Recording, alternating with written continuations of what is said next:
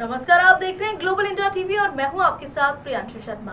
आइए रुख करते हैं आज की तमाम खबरों पर। दक्ष नागरिक फाउंडेशन विगत कई वर्षों से बेटियों की शिक्षा और सुरक्षा के लिए काम कर रही है। संस्था के अध्यक्ष एडवोकेट सुनील कुमार का संकल्प है कि बेटियां इतनी शिक्षित और मजबूत रहे कि उनके जीवन में किसी प्रकार की समस्या से वे खुद लड़ सके। इसी संकल्पना को लेकर दक्ष नागरिक फाउंडेशन विभिन्न कार्यक्रमों के जरिए अब तक करीब 20,000 गरीब बच्चे और बच्चियों को book, bags, pencil, pen, drawing box सहित जरूरी वस्तुएं वितरित करता है। इसके अलावा स्कूली शिक्षा के लिए जरूरी वस्तुएं वितरण की गई। इसके अलावा एडवोकेट सुनील कुमार का संकल्प है कि दक्ष नागरिक लॉ कॉलेज के माध्यम से 1000 बेटियों को मुफ्त लॉ की शिक्षा दी जाएगी। इसी सेवा भाव और विभिन्न क्षेत्रों में उत्कृष्ट योगदान देने के लिए एडवोकेट सुनील कुमार को आज का कर्मवीर अवार्ड से सम्मानित किया गया। आपको बता दें, आज का कर्मवीर अवार्ड के माध्यम से समाज और सोसाइटी में श्रेष्ठतम योगदान देने के लिए विभिन्न प्लेटफॉर्म से सुनील कुमार जैसे दिग्गजों का चयन निष्पक्षता के साथ किया गया है। मुंबई से ग्लोबल इंडिया टीवी के लिए रोहित जायसवाल की रिपोर्ट। सबसे पहले तो मैं आरपी सिंह जो इनके अध्यक्ष हैं आशा कर्मवीर अवार्ड से उसको उनकी पूरी टीम को आई thank you from my heart.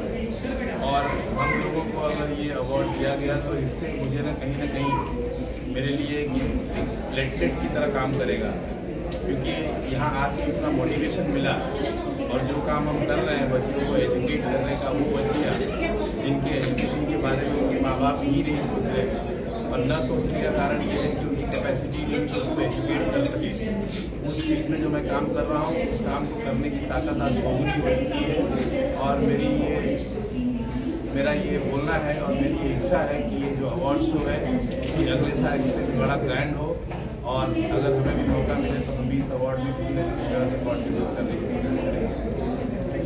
देखिए क्या है कि जो आपकी बेटी है, अगर आप वो दूसरे पे बीतते हुए देख रहे हैं तो आप इस धरती का सबसे बड़ा पाप कर रहे हैं। तो अगर जो मैंने गरीबी से पढ़ाई की है, जो मैंने नोटबुक के लिए भीख मांगी और लाइन लगाई है, अगर उसी तरह से मेरे सामने अगर कोई नोटबुक और बुक और बैग लेके पढ़ ले और आगे बढ़ जाए तो मुझे कहीं ना कहीं लगेगा कि जो मुझ पर कर्ज है किसी और का, उस कर्ज को किसी न किसी तरह से वापस करने की मैं कोशिश कर रहा हूँ। और मेरी ये कोशिश है कि मैं इन चीज़ों को जो एजुकेशन है, क्योंकि शिक्षा ज्ञान जो है वो अंधकार से प्रकाश की ओर लेके जाते हैं और बच्चियाँ जो है हमारे देश की आधी आबादी है और अगर जिस दिन ये बच्चियाँ पढ़ के खड़ी हो गई उस दिन हमारे देश को विकसित देशों में काउंट करने की कोई भी हमें दबाव डालने की जरूरत नहीं है। हम बहुत जल्दी एक विकासशील देश से विकसित देश बनने की इच्छा को पूरी कर सकते हैं, उस सपने को पा सकते हैं। ये नारी शक्ति एक बहुत बड़ी शक्ति है। Thank you sir, thank you.